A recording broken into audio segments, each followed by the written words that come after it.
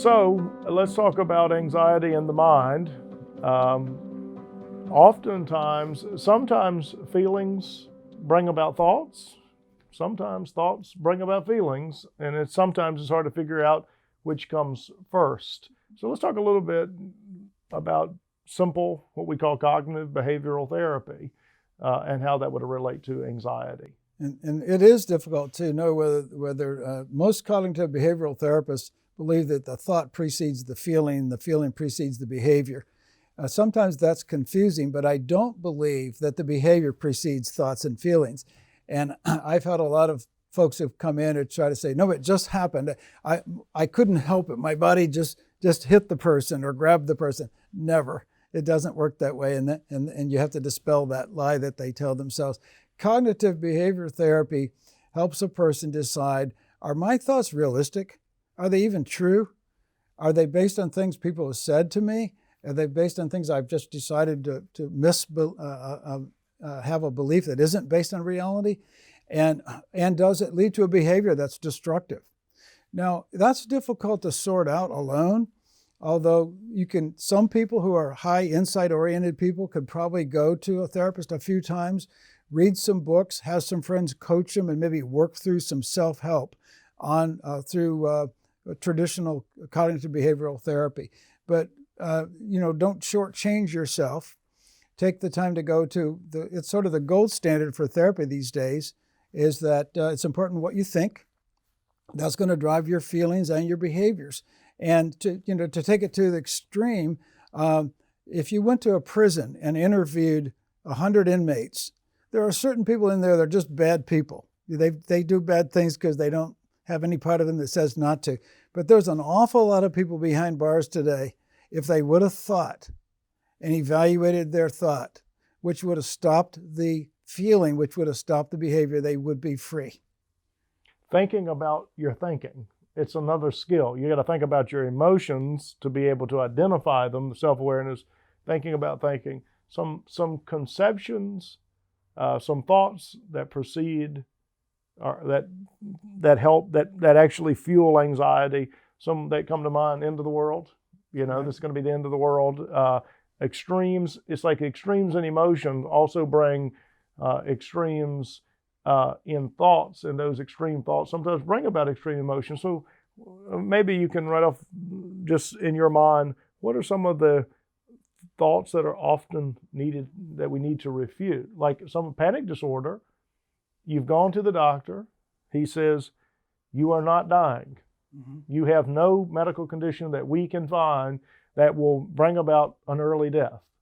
So when you have a panic disorder, one of the first things you got to tell yourself is, I am not dying, right. To start the process of bringing you down. Well, an example that comes to my mind would be, let's say a person grew up in a childhood family where divorce occurred once or twice.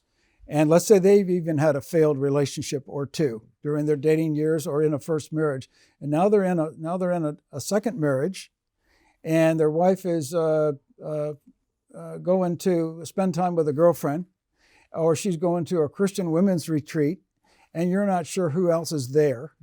And you might have a unrealistic thought that, oh no, am I losing this wife? Because my mom walked out on my dad, two moms walked out on my dad, and my 4 girlfriends walked. You might have that panic, that anxious thought that isn't based on reality. So I want to emphasize again that if you have people that already know your story, if you've invested the time telling the truth with 1 or 2 other people, not 10 people, but if you have a small number of trusted people that know your story, and you go to them with that unrealistic fear, they're going to give you a dose of reality. They're going to say, come on, knock it off, Mike. That's not based on truth. That's your faulty thinking running away with you. And that is really a corrective experience for you. But you don't have that available. And by the way, you'll provide that same thing for those other guys. You don't have that available to you if you're not in that kind of relationship, if you haven't taken time away from good things that you do to go spend time with that 1 or 2. For males, it's got to be male. For women, it's got to be a female. And it's investment in mutuality, which gets into the self-help part of it, correcting your thoughts to prevent your destructive behaviors. And clearly, I mean, at the heart of Christianity, renewing your mind, not being conformed to this world, be transformed. And any thoughts that this problem is insurmountable. Right. Well, I thought Jesus rose from the dead, or this is we have no hope anymore, and this is going to be the end of all things. Is that what Christianity actually has to say? I mean, even recently with coronavirus and political upheaval and I hear people, what I call stinking thinking, coming out, and then they're anxious as they can be. And the question sometimes you have to ask is, what you're saying right now, is it true? Right. Is it true? And is it true based upon, and of all people, to speak the truth to themselves, it ought to be Christians. Right. And we actually have a litmus for truth, especially in regard to these, especially in regard to these very irrational beliefs that are often so, if I don't do this or they don't do this, and I'm like, well, where's God in any of this? Where is the Christian faith in any of that? Where is your hope in Christ in any of that? And if it's totally gone, I think it's, again, you're going to have to renew your minds in significant ways. It's God's available, and if you know that in your head, but you're not using that availability, if you're not using that safe place to be, then you've got stinking thinking.